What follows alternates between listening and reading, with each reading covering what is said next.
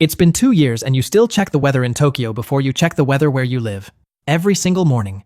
You open your phone, scroll past your hometown forecast like it doesn't exist, and look at what it's doing in a city 13 time zones away that told you to leave. Sunny in Shinjuku, rainy in Shibuya.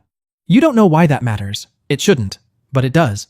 Because somewhere in those 8 months, Tokyo stopped being a city and became the last place your life made sense. Even when it was falling apart, it was falling apart in a way that felt like yours. Back home, you do everything you're supposed to do. You move back in with your mom. You get a job at a logistics company, doing data entry that makes your eyes glaze over by 10 in the morning. You go to happy hours with people from high school who talk about mortgages and engagements and fantasy football, and you sit there nodding while your brain quietly screams into the void. You are physically present and emotionally still standing in a hallway in Kita Senju, staring at a door that belonged to a man who sold you out for $800. The therapist your mom makes you see says you're processing grief. You tell her you didn't lose a person, you lost a country. She says that's the same thing sometimes. You stop seeing her after 4 sessions because she charges $130 an hour and your insurance doesn't cover revelations you already had for free. But here's the thing about Tokyo. It doesn't let you go. Not because it cares. Tokyo doesn't care about anyone. That's what makes it honest. It's the only place that never promised you anything and still gave you more than every place that did. You missed the trains that arrived on time, down to the second. You missed the combini at 2 in the morning with its warm lights and egg sandwiches that had no business being that good. You missed the sound of the crosswalk signal in Shibuya. You missed the weight of a 100 yen coin in your palm. You missed the silence of a train car, where 40 people sit together, and none of them need to perform for each other. You miss being alone in a way that felt chosen instead of assigned. So, you start planning. Not the way you planned the first time, which wasn't planning at all, but just throwing yourself at a country like a bird hitting a window. This time, you plan like someone who's already been broken by the thing they love. You study Japanese every single night for 14 months. Not app Japanese, not survival phrases. Real Japanese.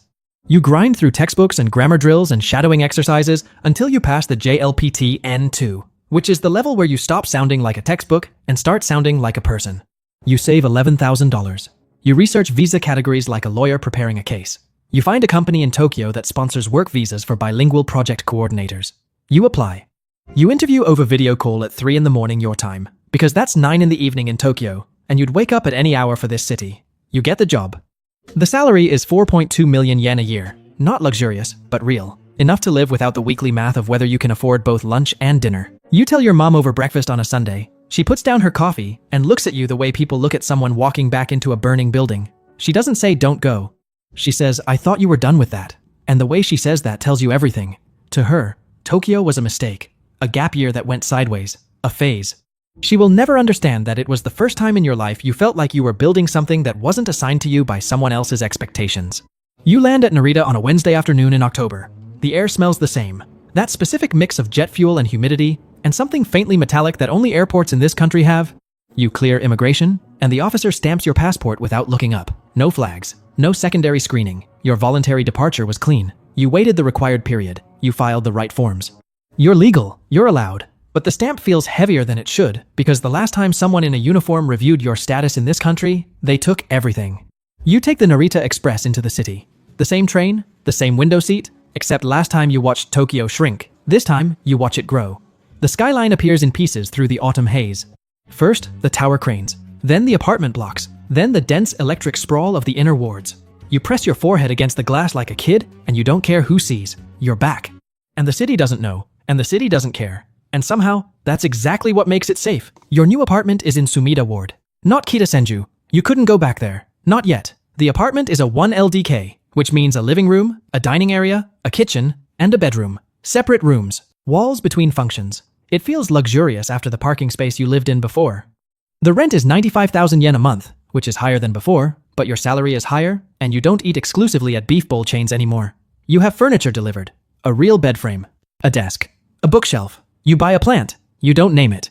You tell yourself it's because naming plants is silly. But the truth is, you're not ready to name things yet, because the last thing you named was Kenji. And Kenji is dead on a windowsill, in an apartment that doesn't remember you. The job is fine. Not inspiring. Not soul-crushing. Just fine. You coordinate between Japanese and English-speaking teams for a mid-sized tech company in Chiyoda Ward. You sit in meetings. You translate intent more than language. You bow at the right angles. You say "Otsukare-sama desu" at the end of every day like everyone else, which roughly translates to "we're all tired."